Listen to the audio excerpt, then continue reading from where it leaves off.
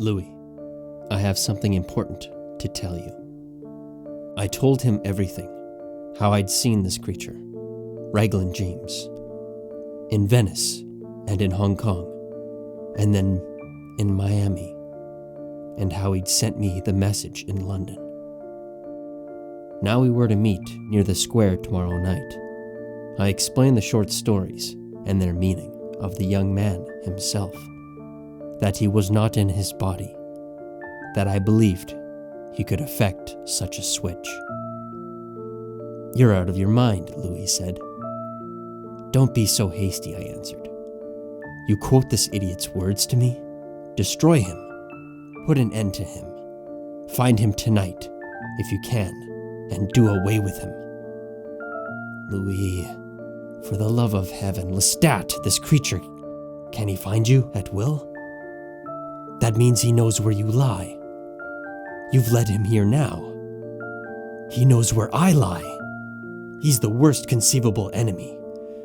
Mon Dieu, why do you go looking for adversity? Nothing on earth can destroy you now. Not even the children of the millennia have the combined strength to do it, and not even the sun at midday in the Gobi Desert.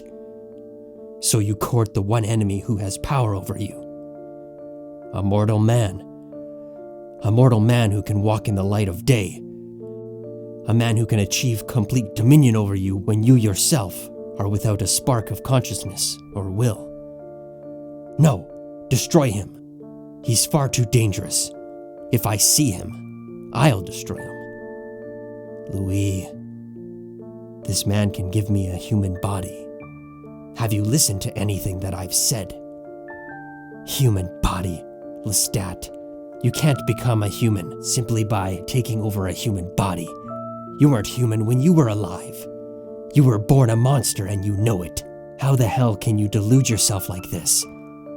I'm going to weep if you don't stop. Weep?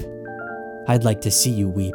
I've read a great deal about your weeping in the pages of your books, but I've never seen you weep with my own eyes. Ah, that makes you out to be a perfect liar. You described my weeping in your miserable memoir in a scene which we both know did not take place. Lestat, kill this creature. You're mad if you let him come close enough to you to speak 3 words. I was confounded, utterly confounded. I dropped down in the chair again and stared into space. The night seemed to breathe with a soft, lovely rhythm outside, the fragrance of the Queen's wreath just barely touching the moist, cool air. A faint incandescence seemed to come from Louis's face, from his hands folded on the desk.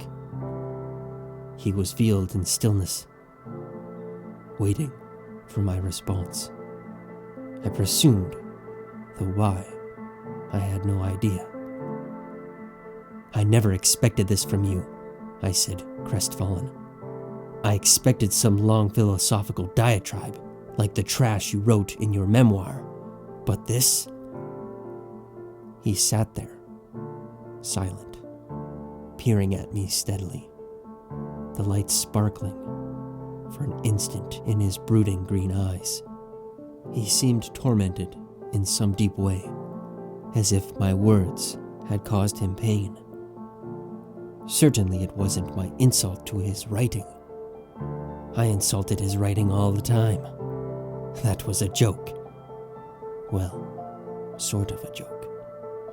I couldn't figure out what to say or do. He was working on my nerves. When he spoke, his voice was very soft. You don't really want to be a human, he said. You don't believe that, do you?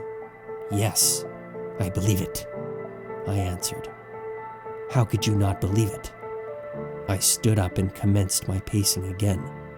I made a circuit of the little house and wandered out into the jungle garden, pushing the thick, springy vines out of my way. I was in such a state of confusion I could not speak to him anymore. I was thinking of my mortal life, vainly trying not to mythologize it, but I could not drive away from me those memories. The last wolf hunt, my dogs dying, in the snow. Paris. The Boulevard Theater.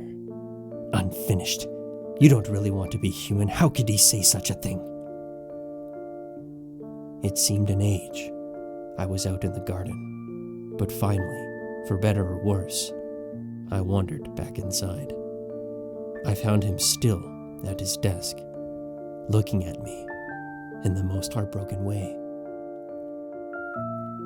"Look," I said, "there are only two things which I believe. The first is that no mortal can refuse the dark gift once he really knows what it is. And don't speak to me about David Talbot refusing me. David is not an ordinary man.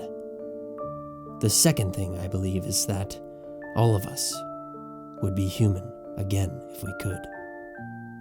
Those are my tenets. There's nothing else."